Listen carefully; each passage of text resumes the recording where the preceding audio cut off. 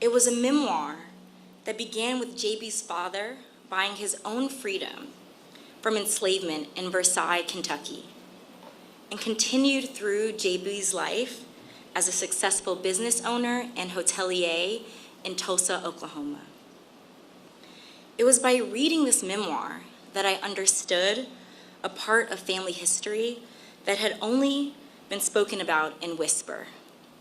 The Tulsa Race Massacre that had destroyed our family business and criminalized our patriarch, J.B. Stratford. Educated at Oberlin College and Indianapolis Law School, J.B. had a hotel business in Tulsa that would have been worth over $2 million in today's money. His hotel, the 54-room Stratford Hotel on the historic Greenwood Avenue, was sacked and burned to the ground during the Tulsa Race Massacre of 1921, along with over 30 square blocks of Black-owned property, causing him to flee to Kansas and later to Chicago to save his own life. He was falsely indicted for inciting the riot by an inflamed white grand jury for daring to stand up with his community to stop a mob from breaking into the jail and lynching a Black teenager named Dick Rowland, sparking the backlash which ended in the grievous massacre. My family worked to get these charges against JB dropped posthumously. I know how lucky I am to have this family history passed down from generation to generation. This history was the one thing that they were not able to steal from us. But as thankful as I am to know my history, I understand that history has no firm line to divide it from the present. Just as there are survivors still with us today from this tragic event, the mentality of the mob to declare that there would never again be another Black Wall Street in Tulsa, that mentality also still survives in many institutions and unfortunately in many people's hearts. Today, we welcome President Joe Biden here to stand beside us as we continue the fight for justice for the survivors and descendants of the Tulsa Massacre. He understands that as a nation, we are and we must be strong enough to confront the dark periods of our history with a bold agenda of equity, repair, and healing. J.B. Stratford died without seeing justice for the crimes against him and his community. But I am sure we will see justice in my lifetime, thanks to the efforts of all of you here joining us today. And now, I introduce to you President Joe Biden.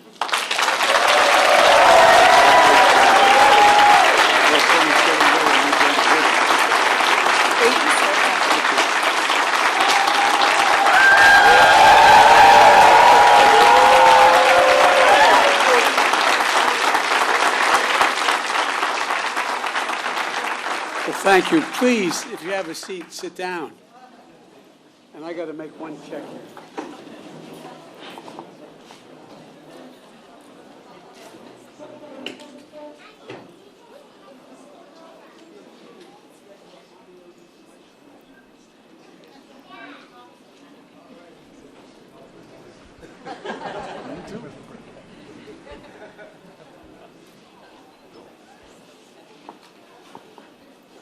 I just had to make sure the two girls got ice cream when this is over. Imagine how excited you'd be when you're 4, 5, almost 5 years old, coming to hear a president speak. My Lord. In my faith, we call that purgatory. Lauren, thank you for that gracious introduction. And in case you were wondering, in Delaware, we're a small state. We have the 8th largest Black population in America, and we have one of the most talented members of Congress. And so if I didn't walk around and pay my tribute to Lisa Blunt Rochester, my congresswoman, immediately, that was... How are you, Rev? Good to see you. We've got a distinguished group of people here, and I want to thank Lauren for sharing the powerful story and for helping the country understand what's happening here. And to all the descendants here today, and to the community and civil rights leaders and members of the Congressional Black Caucus that are here, thank you for making sure we all remember, that we never forget.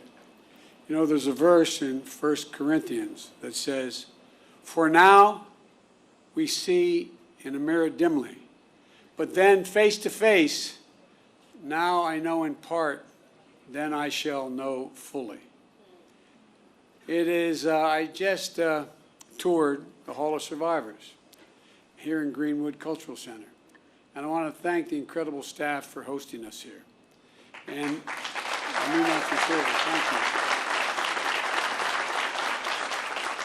And if I didn't say what my father would insist on, please excuse my back. I apologize. But in the tour I met Mother Randall, who's only 56 years old. God love her.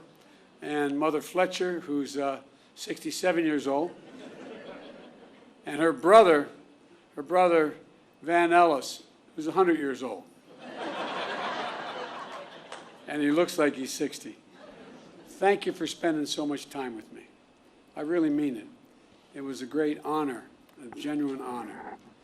You are the three known remaining survivors of a story seen in the mirror dimly.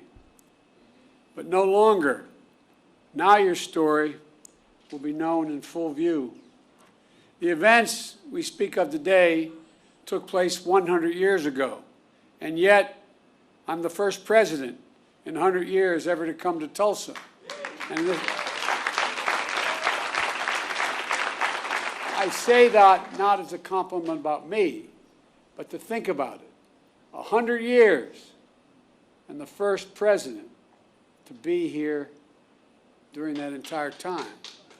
And in this place, in this ground, to acknowledge the truth of what took place here.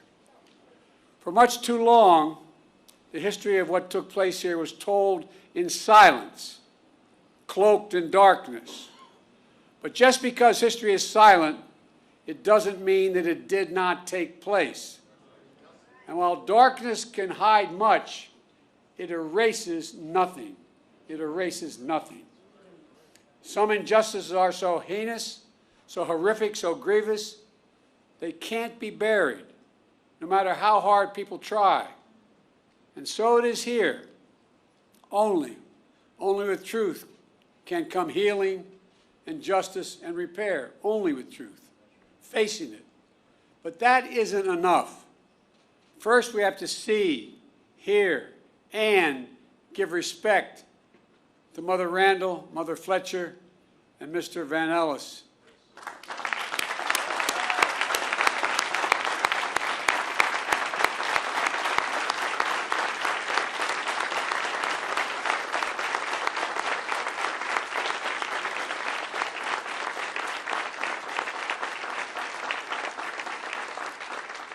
And to all those lost so many years ago, to all the descendants of those who suffered, to this community, that's why we're here, to shine a light, to make sure America knows the story in full.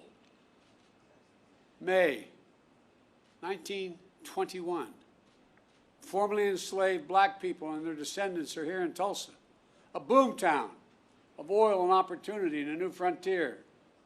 On the north side, across the rail tracks that divided the city already segregated by law, they built something of their own, worthy of their talent and their ambition. Greenwood, a community, a way of life. Black doctors and lawyers, pastors, teachers, running hospitals, law practices, libraries, churches, schools. Black veterans, like the man I had the privilege of giving a command coin to, who fought, volunteered and fought and came home and still face such prejudice.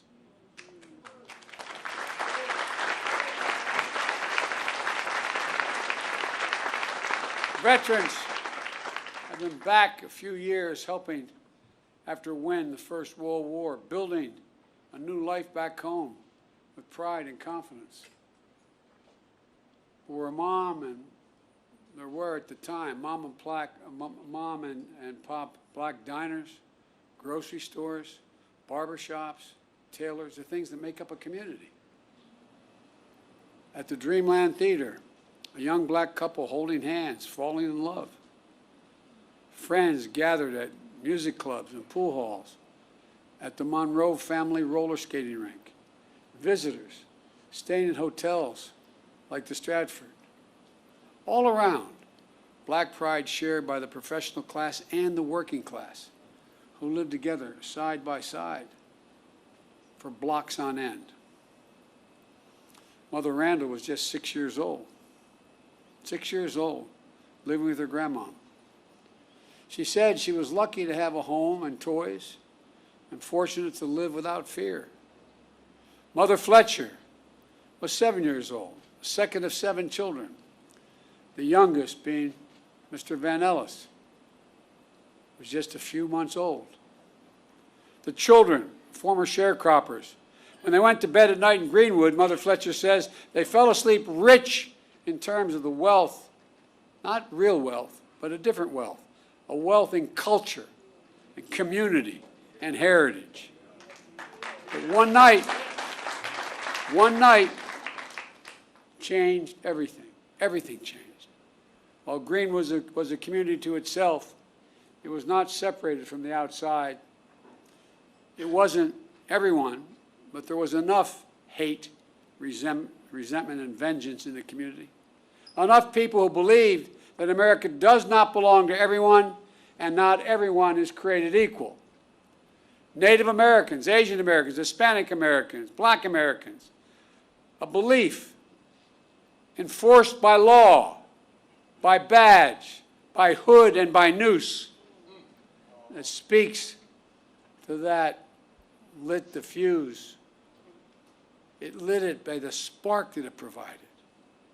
A fuse of fury was an innocent interaction that turned into a terrible, terrible headline allegation of a black male teenager attacking a white female teenager.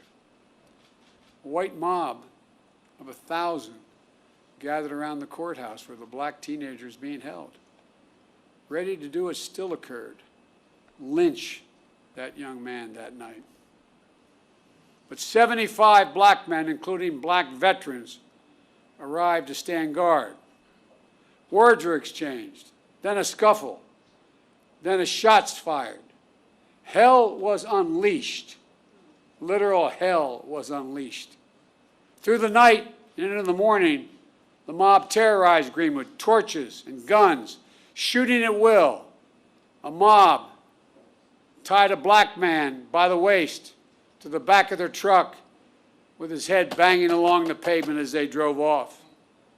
A murdered black family draped over the fence of their home outside. An elderly couple knelt by their bed praying to God with their heart and their soul when they were shot in the back of their heads. Private planes dropping explosives. The first and only domestic aerial assault of its kind on an American city, here in Tulsa.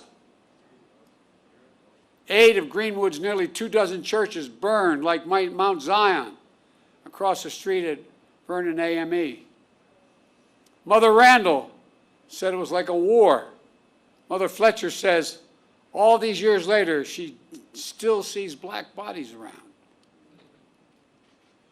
The Greenwood newspaper publisher, A.J. Smitherman, penned a poem of what he heard and felt that night. And here's the poem. He said, "Kill them, burn them, set the pace, teach them how to keep their place. Reign of murder, theft, and plunder was the order of the night. That's what he remembers in the poem that he wrote.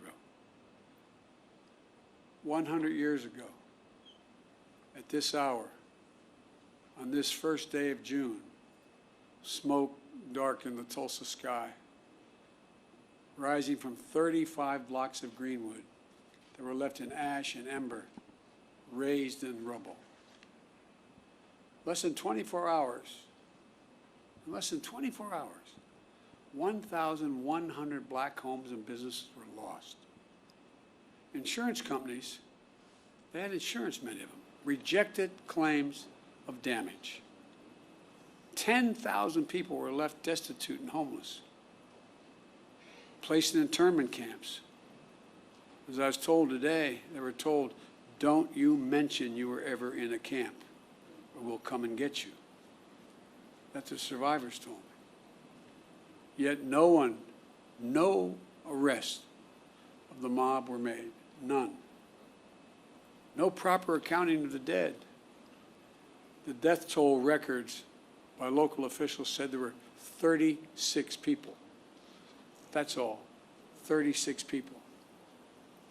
Based on studies, records, and accounts, the likely number is much more in the multiple of hundreds.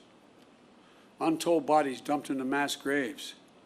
Families who at a time waited for hours and days to know the fate of their loved ones are now descendants who have gone 100 years without closure. But you know, as we speak, the process of exhuming the unmarked graves has started. And at this moment, I'd like to pause for a moment of silence for the fathers, the mothers, the sisters, sons and daughters, friends of God and Greenwood. They deserve the dignity and they deserve our respect. May their souls rest in peace.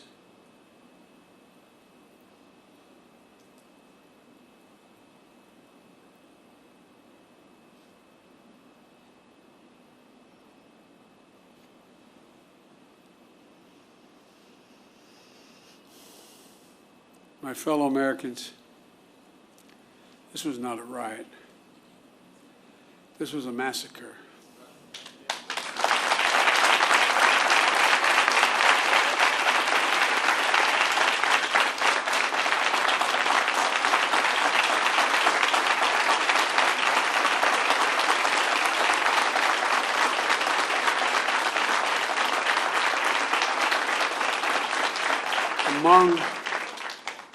Among the worst in our history, but not the only one.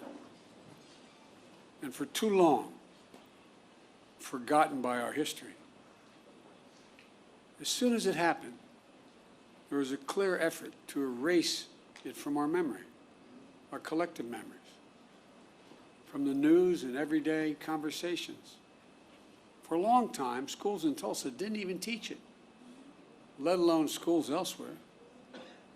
And most people didn't realize that a century ago, the second Ku Klux Klan had been founded.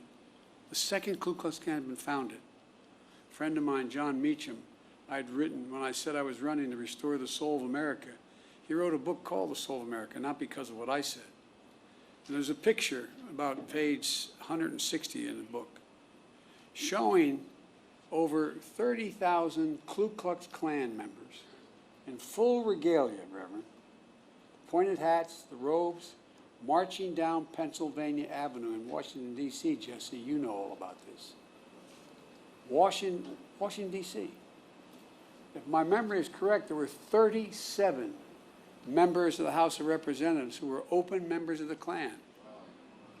There were 5, if I'm not mistaken, could have been 7, I think it was 5, members of the United States Senate, open members of the Klan. Multiple governors were open members of the Klan. Most people didn't realize that a century ago the Klan was founded just 6 years before the horrific destruction here in Tulsa. And one of the reasons why it was founded was because of guys like me who are Catholic. It wasn't about African Americans then. It was about making sure that all those Polish and Irish and Italian and Eastern European Catholics who came to the United States after World War I would not pollute Christianity. The flames from those burning crosses torched every region of the country. Millions of white Americans belonged to the Klan, and they weren't even embarrassed by it. They were proud of it. And that hate became embedded systematically and systemically in our laws and our culture. We do ourselves no favors by pretending none of this ever happened, or it doesn't impact us today, because it does still impact us today. We can't just choose to learn what we want to know and not what we should know.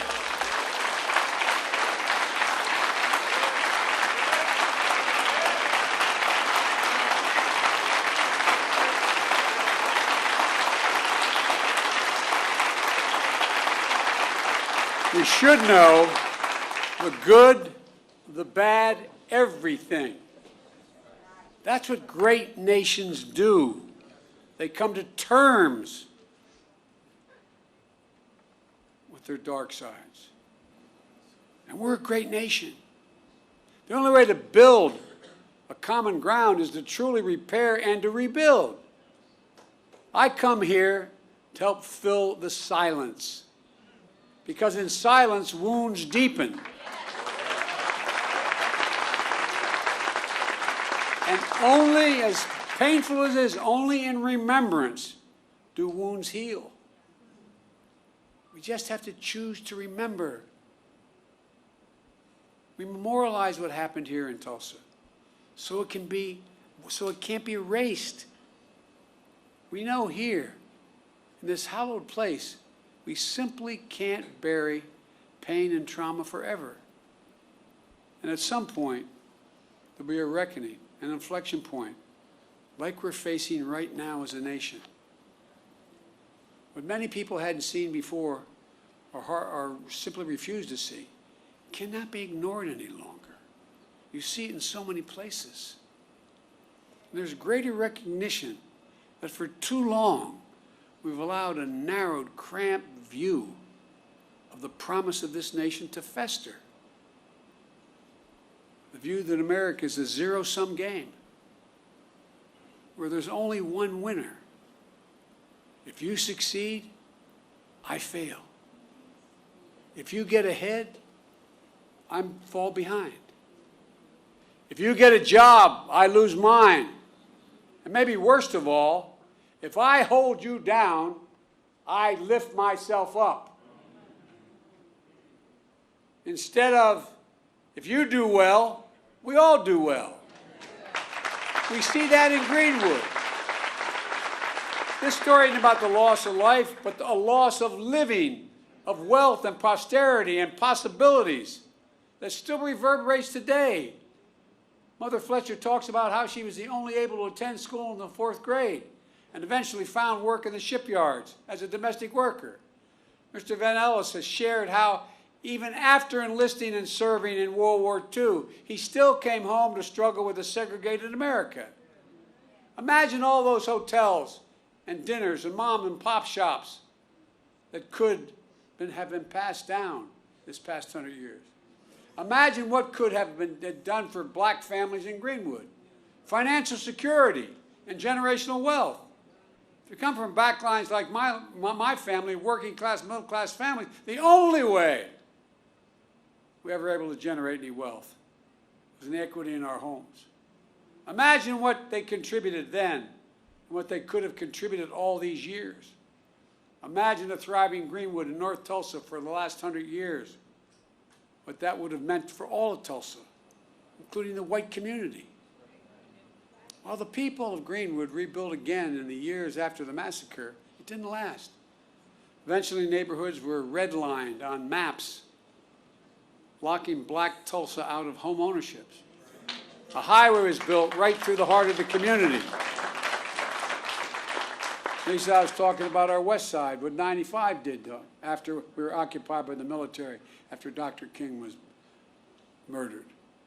The community, cutting off black families and businesses from jobs and opportunity. Chronic underinvestment from state and federal governments denied Greenwood even just a chance of rebuilding. We must find the courage to change the things we know we can change. That's what Vice President Harris and I are focused on, along with our entire administration, including our Housing and Urban Development Secretary, Marcia Fudge, who's here today.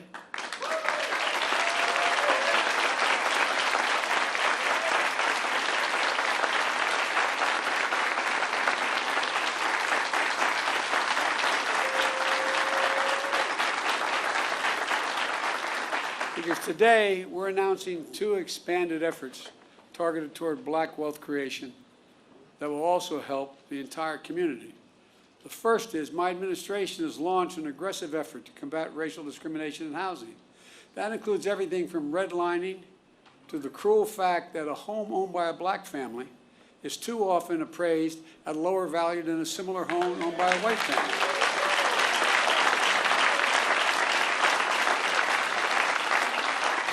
And I might add, and I need help if you have answered this one, I can't figure this one out, Congressman Horsford, but if you live in a black community and there's another one on the other side of the highway, it's a white community, it's built by the same builder, and you have a better driving record than the guy with the same car in the white community, you're getting paid more for your auto insurance. Shockingly, the percentage of black American home ownership is lower today in America than when the Fair Housing Act was passed more than 50 years ago. Lower today. That's wrong. And we're committed to changing that. Just imagine if instead of denying millions of Americans the ability to own their own home and build generational wealth, we made it possible for them to buy a home and build equity into that home and provide for their families. Second, small businesses are the engines of our economy and the glue of our communities. As president, my administration oversees hundreds of billions of dollars in federal contracts for everything from refurbishing decks of aircraft carriers to installing railings in federal buildings to professional services. We have a thing called, I won't go into it all, but there's not enough time now, but I'm determined to use every taxpayer's dollar that is assigned to me to spend going to American companies and American workers that build American products. And as part of that, I'm going to increase the share of the dollars the federal government spends to small disadvantaged businesses, including black and brown small businesses. Right now it calls for 10%. I'm going to move that to 15% of every dollar spent will be spent in there. I have the authority to do that. Just imagine if instead of denying millions of entrepreneurs the ability to access capital and contracting, we made it possible to take their dreams to the marketplace to create jobs and invest in our communities. The data shows young black entrepreneurs are just as capable of succeeding given the chance as white entrepreneurs are.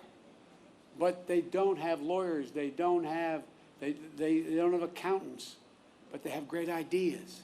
Does anyone doubt this whole nation would be better off from the investments those people make? And I promise you, that's why I set up this National Small Business Administration that's much broader, because they're going to get those loans.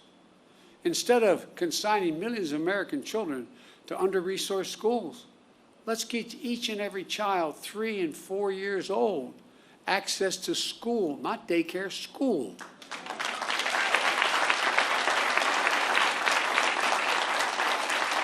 In the last 10 years, studies have been done by all the great universities. It shows that it increased by 56% the possibility of a child, no matter what background they come from, no matter what. If they start school at 3 years old, they have a 56% chance of going all through all 12 years without any trouble and being able to do well. And a chance to learn and grow and thrive in a school and throughout their lives. And let's unlock more than an incredible creativity and innovation that will come from the nation's historically black colleges and universities. No, I have a $5 billion a year program giving them the resources to invest in research centers and laboratories in high-demand fields to compete for good-paying jobs in industries of the future like cybersecurity. The reason why they don't, their students are equally able to learn as well and get the good-paying jobs that start at $90,000 and $100,000, but they don't have the money to provide and build those laboratories. So guess what? They're going to get the money to build those laboratories. So instead of just talking about infrastructure, let's get about the business of actually rebuilding roads and highways, filling the sidewalks and cracks, installing streetlights and high-speed internet, creating space to live and work and play safely. Let's ensure access to health care, clean water, clean air, nearby grocery stores, stocked with fresh vegetables and food that in fact deal with. I mean, these are all things we can do. Does anyone doubt this whole nation will be better off with these investments? The rich will be just as well off, the middle class will do better, and everybody will do better. It's about good paying jobs, financial stability, and being able to build some generational wealth. It's about economic growth for our country and outcompeting the rest of the world, which is now outcompeting us. But just as fundamental as any of these investments I've discussed is maybe the most fundamental: the right to vote. The right to vote.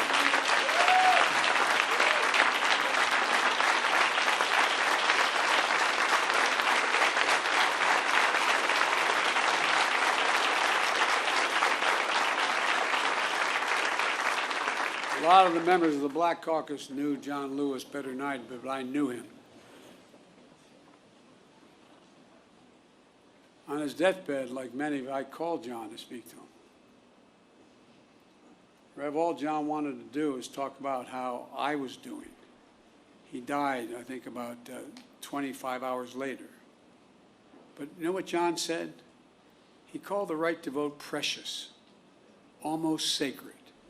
He said the most powerful, nonviolent tool we have in a democratic society. This sacred right is under assault with incredible intensity like I've never seen, even though I got started as a public defender and a civil rights lawyer.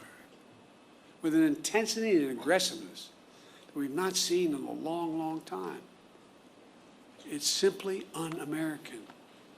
It's not, however, sadly, unprecedented. The creed, "We shall overcome," is a long-time mainstay of the civil rights movement, as Jesse Jackson can tell you better than anybody. The obstacle to progress that have to be overcome are a constant challenge. We saw it in the 60s, but with the current assault is not just an echo of a distant history. In 2020, we faced a tireless assault on the right to vote. Restrictive laws, lawsuits, threats of intimidation, voter purges, and more. We resolved to overcome it all, and we did. More Americans voted in the last election in the midst of a pandemic, than any election in American history. You got voters registered. You got voters to the polls. The rule of law held. Democracy prevailed. We overcame. But today, let me be unequivocal. I've been engaged in this work my whole career, and we're going to be ramping up our efforts to overcome again. I will have more to say about this at a later date, a truly unprecedented assault on our democracy, an effort to replace nonpartisan election administrators and to intimidate those charged with tallying and reporting the election results. But today, as for the act of voting itself, I urge voting rights groups in this country to begin to redouble their efforts now to register and educate voters. And in June should be a month of action on Capitol Hill. I hear all the folks on TV saying, why doesn't Biden get this done? Well, because Biden only has a majority of effectively 4 votes in the House and a tie in the Senate, with 2 members of the Senate who vote more with my Republican friends. But we're not giving up. Earlier this year, the House of Representatives passed For the People Act to protect our democracy. The Senate will take it up later this month, and I'm going to fight like heck with every tool at my disposal for its passage. The House is also working on the John Lewis Voting Rights Act, which is critical to providing new legal tools to combat the new assault on the right to vote. To signify the importance of our efforts, today I'm asking Vice President Harris to help these efforts and lead them among her many other responsibilities. With her leadership and your support, we're going to overcome again, I promise you, but it's going to take a hell of a lot of work. And finally, we must address what remains the stain on the soul of America. What happened in Greenwood was an act of hate and domestic terrorism with the through line that exists today still. Just close your eyes. And remember what you saw in Charlottesville 4 years ago on television. Neo-Nazis, white supremacists, the KKK, coming out of those fields at night, Virginia, with lighted torches, the veins bulging on as they were screaming. Remember, just close your eyes and picture what it was. Well, Mother Fletcher said when she saw the insurrection at the Capitol on January the 9th, it broke her heart. A mob of violent white extremists, thugs, reminded her of what happened here in Greenwood 100 years ago. Look around at the various hate crimes against Asian Americans and Jewish Americans. Hate that never goes away. Hate only hides. Jesse, I think I mentioned this to you. I thought after you guys pushed through with Dr. King, the Voting Rights Act and the Civil Rights Act, I thought we were moved. What I didn't realize, I thought we had made enormous progress, and I was so proud to be a little part of it. But you know what, Rev? I didn't realize hate's never defeated. It only hides. It hides. And given a little bit of oxygen, just a little bit of oxygen by its leaders, it comes out of there from under the rock like it was happening again, as if it never went away. And so, folks, we must not give hate a safe harbor. As I said in my address to the joint session of Congress, according to the intelligence community, terrorism from white supremacy is the most lethal threat to the homeland today.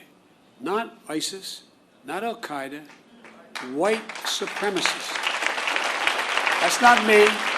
That's the intelligence community under both Trump and under my administration. 2 weeks ago, I signed into law the COVID-19 Hate Crimes Act, which the House had passed, and the Senate. My administration will soon lay out our broader strategy to counter domestic terrorism and the violence driven by the most heinous hate crimes and other forms of bigotry. But I'm going to close where I started. To Mother Randall, Mother Fletcher, Mr. Van Ellis, to the descendants, and to all survivors, thank you. Thank you for giving me the honor of being able to spend some time with you earlier today. Thank you for your courage. Thank you for your commitment. And thank your children and your grandchildren and your uncle and your nieces and your nephews. To see and learn from you is a gift, a genuine gift.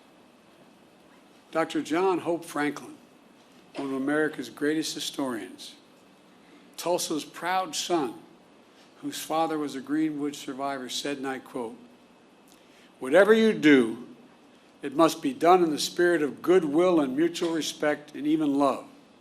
How else can we overcome the past and be worthy of our forebears and face the future with confidence and with hope?"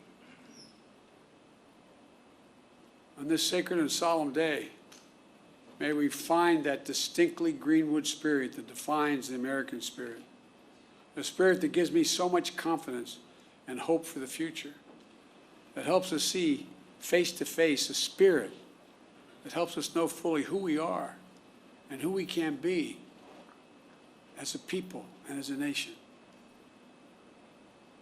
I've never been more optimistic about the future than I am today. I mean that. The reason is because of this new generation of young people. They're the best educated, they're the least prejudiced, they're the most open generation in American history. And although I have no scientific basis for what I'm about to say, but those of you who are over 50, how often did you ever see advertisements on television with black and white couples? Not a joke. I challenge you, find today, when you turn on the stations, sit on one station for 2 hours, and I don't know how many commercials you'll see, lay 8 to 5. 2 to 3 out of 5 have mixed-race couples in them. That's not by accident. They're selling soap, man. Not a joke. Remember old Pat Goodell used to say, you want to know what's happening in American culture? Watch advertising. Because they want to sell what they have. We have hope. And folks like you, honey, I really mean it. We have hope. But we've got to give them support. We have got to give them the backbone to do what we know has to be done. Because I doubt whether any of you would be here if you didn't care deeply about this. You're sure the devil didn't come to hear me speak. But I really mean it. I really mean it. Let's not give up, man. Let's not give up.